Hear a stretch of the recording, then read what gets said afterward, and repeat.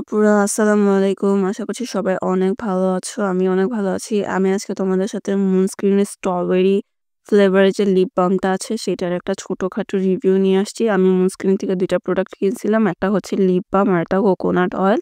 তো আজকে আমি লিপ বামটার একটা রিভিউ শেয়ার করতেছি। তো চলো কথা না বাড়িয়ে এটার একটা রিভিউ শেয়ার করি। কথা বলছি এটা প্যাকেজিং নিয়ে। এটা ছোট সাইজের একটা বটল কোরিয়ান কালার এই পর্যন্ত আসে।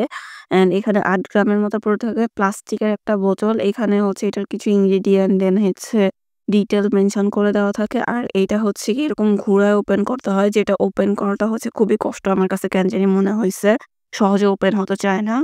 অফ ক্যামেরাটা ওপেন করে নিয়ে আসছি। এইটার হচ্ছে গিয়ে এরকম এটা না আ আমার কাছে কেন জানি মনে হচ্ছে কি পিক করাটা খুবই কষ্ট। সহজে হাতে আসতে চায় না। খুবই অল্প পরিমাণে আসে। অ্যান্ড এটা কিন্তু কোনো তোমাকে পিঙ্কিশ টোন দিবে না। কোনো ট্রান্সপারেন্ট একটা গ্লো দেয়। জাস্ট এইটুকু। আর এটা তেমন বেশি একটাক্ষণ হচ্ছে গিয়ে এটা স্টে করে বলে আমার কাছে ফিল হয়নি। আমি এটা উইন্টার ইউজ করে দেখছি, সামার ইউজ করতেছি। সো আর এটার স্মেলটা কেন জানি আমার খুব একটা পছন্দ হয় নাই। হ্যান্ডমেড প্রোডাক্ট যদিও ওরা ক্লেম করে যে ওদের প্রোডাক্টগুলো হ্যান্ডমেড।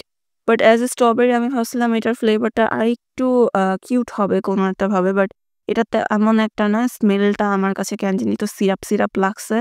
অ্যান্ড সব মিলিয়ে আমার কাছে ৳100 র মধ্যে এটাকে কেন জানি অর্থিক প্রোডাক্ট মনে হয় নাই।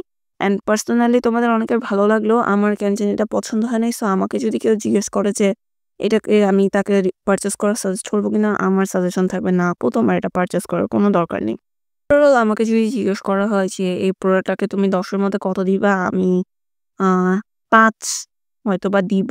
আমার কাছে এটা তেমন একটা ভালো মনে হয় নাই। অ্যান্ড আমার কাছে মনে হইছে ৳১০০ বা এর মধ্যে আরেকটু কিছু টাকা ভরে তুমি যদি হচ্ছে স্কিন ক্যাফের যে লিপ বামটা আছে সেটা যদি পারচেজ করো, ওইটা আমি আমার এক ফ্রেন্ডের কাছ থেকে নিয়ে ইউজ করে দেখছিলাম। ওইটা আমার কাছে এটার তুলনায় বেশ ভাল লাগছে। সো নেক্সট টাইম আমি যদি কোনোটা পারচেজ করি তাহলে দেখা গেছে আমি স্কিন ক্যাফের যে আ এই ফ্লেভারটা আছে আমি হয়তোবা এটাই পারচেজ করব। মুনস্ক্রিন আমি আর কখনোই পারচেজ করব না। আমি ওদের ২ টা প্রোডাক্ট নিছিলাম।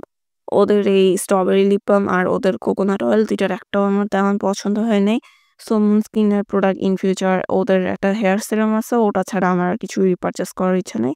সো আপুরা এটাই ছিল আমার মুনস্কিন স্ট্রবেরি ফ্লেভার লিপ বাম সম্পর্কে রিভিউ। আশা করছি রিভিউটা তোমাদের জন্য একটু হলেও হেল্পফুল হবে। যদি রিভিউটা হেল্পফুল হয় প্লিজ আমার ভিডিওতে একটা লাইক করো, কমেন্ট করো আর আমার চ্যানেলটিতে সাবস্ক্রাইব করো। সকলে ভালো থেকো। আল্লাহ হাফেজ।